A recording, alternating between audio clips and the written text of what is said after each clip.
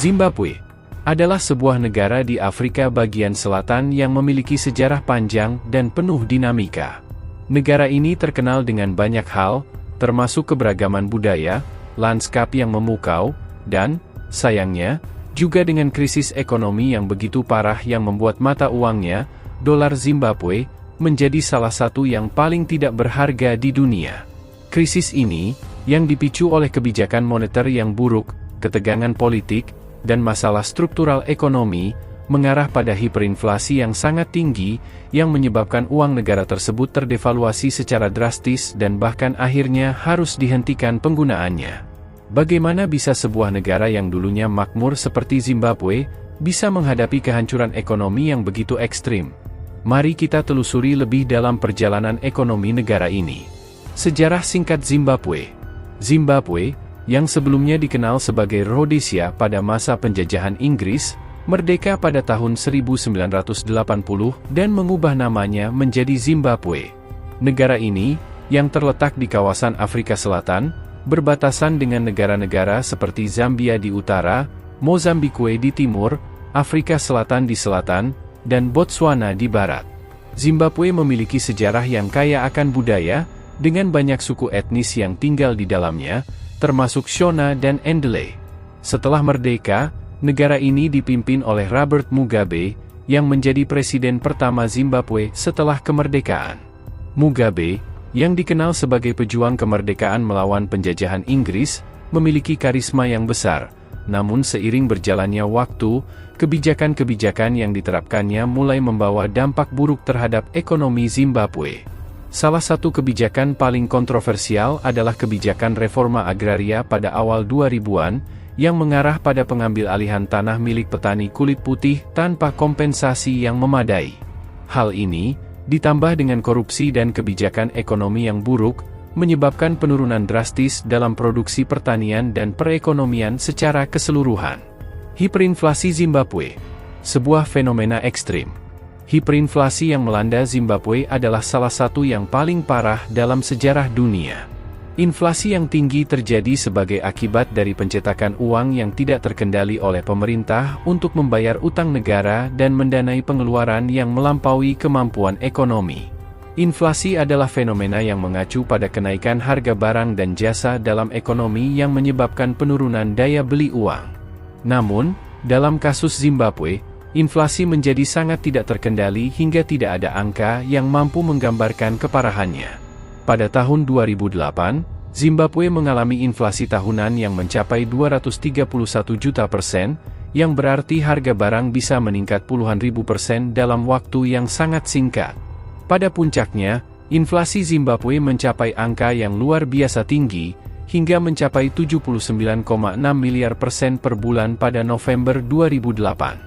Angka ini begitu ekstrim sehingga untuk membeli barang-barang sederhana seperti roti atau susu, masyarakat Zimbabwe harus membawa tumpukan uang yang tak terhitung jumlahnya.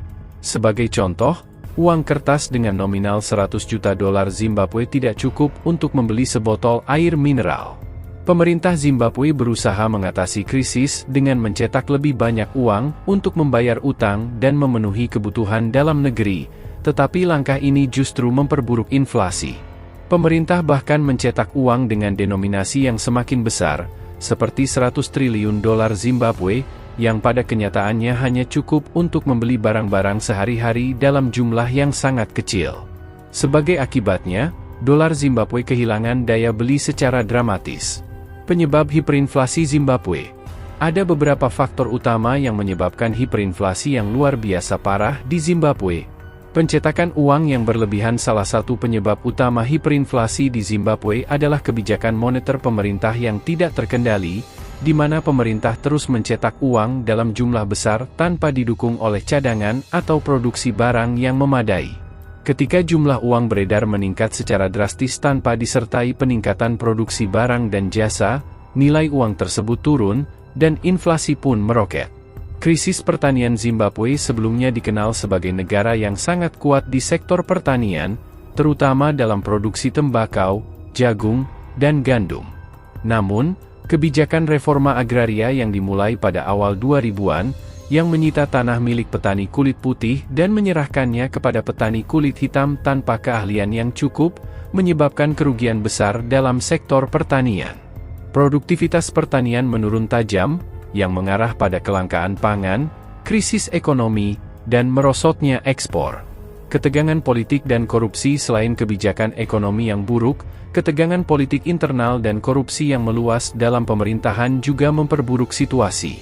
Pemerintahan Mugabe seringkali mengutamakan kepentingan politik dan kekuasaan di atas kepentingan rakyat, yang menyebabkan ketidakstabilan ekonomi dan sosial. Korupsi yang melibatkan pejabat pemerintah juga mengalirkan dana negara yang seharusnya digunakan untuk pembangunan ekonomi ke kantong pribadi mereka, memperburuk krisis. Sanksi eksternal. Pada saat yang bersamaan, Zimbabwe juga menghadapi sanksi internasional dari negara-negara barat, khususnya setelah kebijakan reforma agraria yang dianggap melanggar hak asasi manusia dan menghancurkan sektor pertanian. Sanksi ini semakin membatasi akses Zimbabwe ke bantuan internasional, serta mencegah negara tersebut mendapatkan investasi asing yang diperlukan untuk memperbaiki ekonominya. Kehancuran dolar Zimbabwe. Dengan inflasi yang sangat tinggi, mata uang Zimbabwe menjadi sangat tidak berharga. Di tahun 2008, nilai dolar Zimbabwe turun begitu drastis sehingga uang kertas dengan denominasi tinggi menjadi tidak ada artinya lagi. Sebagai contoh, uang kertas senilai 100 triliun dolar Zimbabwe pada akhirnya tidak cukup untuk membeli kebutuhan dasar sehari-hari. Pemerintah Zimbabwe akhirnya memutuskan untuk menghentikan penggunaan dolar Zimbabwe pada tahun 2009 dan beralih ke mata uang asing seperti dolar Amerika Serikat, USD, dan Rand Afrika Selatan, ZAR. Ini adalah keputusan drastis yang diambil untuk menstabilkan ekonomi, mengingat dolar Zimbabwe sudah sangat kehilangan nilainya dan tidak lagi dipercaya oleh masyarakat maupun pasar internasional. Meskipun begitu, penggunaan mata uang asing tidak serta-merta mengatasi semua masalah ekonomi di Zimbabwe. Ekonomi negara tersebut masih terjebak dalam ketergantungan terhadap mata uang asing, inflasi tinggi, dan masalah struktural yang mendalam. Mata uang baru dan tantangan ekonomi yang berlanjut. Pada tahun 2019, Zimbabwe kembali mencoba meluncurkan mata uangnya sendiri, yang disebut bond notes, yang dirancang untuk mengurangi ketergantungan pada mata uang asing. Namun, bond notes juga tidak berhasil mengatasi inflasi dan terus menghadapi masalah devaluasi. Pada tahun 2020, Zimbabwe meluncurkan kembali mata uangnya, yaitu RTGS dolar, yang diharapkan dapat stabil, namun tetap menghadapi kesulitan dalam hal inflasi dan ketidakpercayaan pasar. Pada 2022, Zimbabwe masih berjuang untuk menjaga kestabilan mata uang dan ekonomi secara keseluruhan. Meskipun ada sedikit pemulihan, inflasi dan ketidakstabilan ekonomi terus menjadi masalah besar, dengan harga barang yang terus meroket dan pengangguran yang tinggi. Krisis ekonomi dan mata uang yang dialami oleh Zimbabwe memberikan banyak pelajaran berharga. Jika kamu suka video ini, silahkan kasih kita jempol ke atas, dan jangan lupa subscribe agar kamu tidak ketinggalan update video kita selanjutnya. Terima kasih.